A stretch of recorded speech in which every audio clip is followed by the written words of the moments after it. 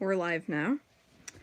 Hello, my little hackmons. So, as you can tell from the title, in this little stream, I'm going to be talking about how the Final Fantasy franchise helped me discover myself. And this isn't just, like a cheesy motivational video. This is also in honor of Pride Month, and you're going to see why in a little bit. So, a little backstory on how I got into Final Fantasy in the first place. It was it was actually through Smash Brothers, much like how I discovered the Persona franchise through Smash Brothers. And I saw Sephiroth and I was like, "Hey, that dude's good looking. I want to check him out. I want to find out more about him." And so I made that one video of like a girl who's never played Final Fantasy reacts to Sephiroth cutscenes without context, and I loved the experience. It was so fun. Sephiroth and Cloud being the only characters I knew, just, projecting myself onto him and, him just guiding me through this journey of this weird magic fantasy world that I've never seen before. And, eventually I branched out into other Final Fantasy games. Like, I've done a lot of stuff from 10, a lot of Dissidia Gang, where you at? Um, and some from and 15 and a lot of other games. And pretty soon Final Fantasy became the only thing my channel's known for. And while I do want to do some other stuff, I'm happy about that. I love this franchise and I'm always happy to share my passion for it. But we're going to talk about, what it actually means to me. So, here's where, the Pride Month stuff comes in. So, when I was younger, you would always hear people talk about, how they found so and so cute or so and so attractive, but I never really understood what that meant as a kid. I had no concept of, you know, being attracted to someone physically. I just thought that, two people fell in love, and I never really I never really understood how or why people fell in love. But a while, like a long time ago, that I discovered feelings that I've never felt before for animated and video game characters. And so I kind of wondered, okay, why is it only people who aren't real? Um, I never understood what it took to actually be in a relationship with somebody. And so for a while I just kind of put it in the back of my mind, a lot of good characters I liked. If you were here for the very beginning of my channel, you saw Klug, you saw Squares, there was a few Pokemon ones like Bead and Piers, but I never actually understood I never thought about it in the back of my mind. I just put on the back burner, like, okay, this is just something weird I do. And then for a while, I thought about myself and I thought about people around me. And so I noticed that, I had friends all across the spectrum of orientations. And I had a couple friends who were asexual, meaning not attracted to anybody. And I kind of started to wonder if I was ace as well, because I had experienced attraction, but never to any real people. So for a while, I was questioning, thinking, maybe I'm ace, I never really wanted to date or marry anyone, so maybe I'm aromantic as well. But then, digging a little deeper, I started questioning again. Well, I can't say I'm ace if I still feel attraction. I mean, you've seen my videos. You've seen the Reno video. I mean, about this $50 Sephiroth plushie, just because I was attracted to him. And I was questioning myself, and I couldn't even understand myself at this point, until I found out that there was a word for what I felt. It's called being fictosexual, which means exclusively being attracted to fictional characters. And there's a lot of misconceptions about this. But as soon as I heard that it was a thing, I realized that's me. That's what I am. It felt so good to know that there were other people who have shared in this experience. And I started to research a little bit more, and I found out what it means.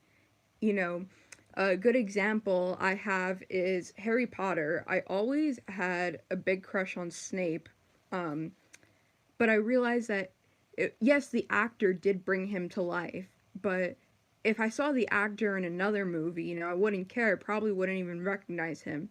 It's the idea of who Snape is that I fell in love with. And I realized, I don't have to like real people. I can fantasize, and that is okay with me. Now, I want to talk about a lot of the misconceptions about this community. A lot of people have a negative view of fictosexuals, and they think we're weird or they think we're crazy, but we're not. You know, a lot of us, we can distinguish fantasy from reality. We we know, that these characters aren't real, and they're never going to be real, and they're never going to feel these feelings back. But we still feel that way, and it's okay. And a lot of people are like, "Oh, aren't those, all the weirdos with plushies and body pillows and all that?" Really, for me, stuff like that, it's a really good coping mechanism for hard times. I even got mine right here. It's Joker from Persona 5.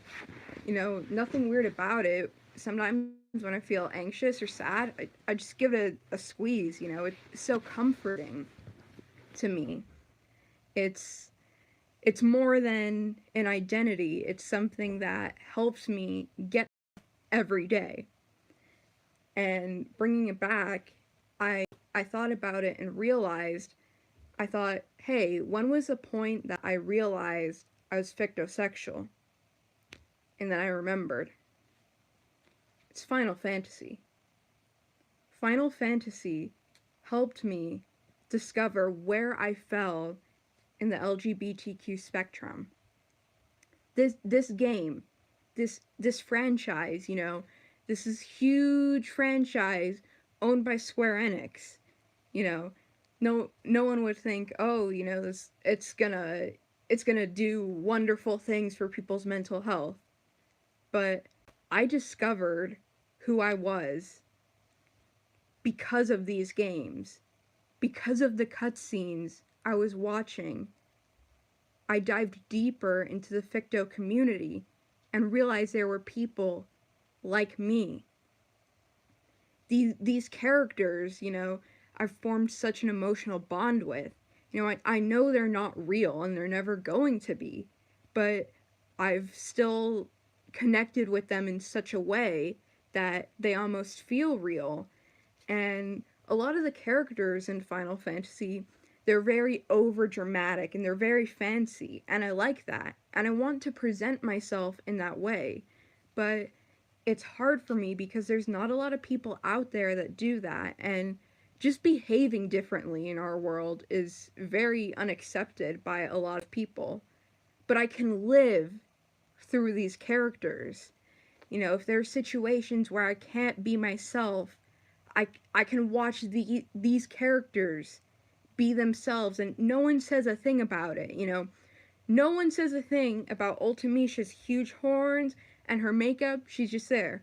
No one says a thing about how Arden dresses in old clothing in a very modern world.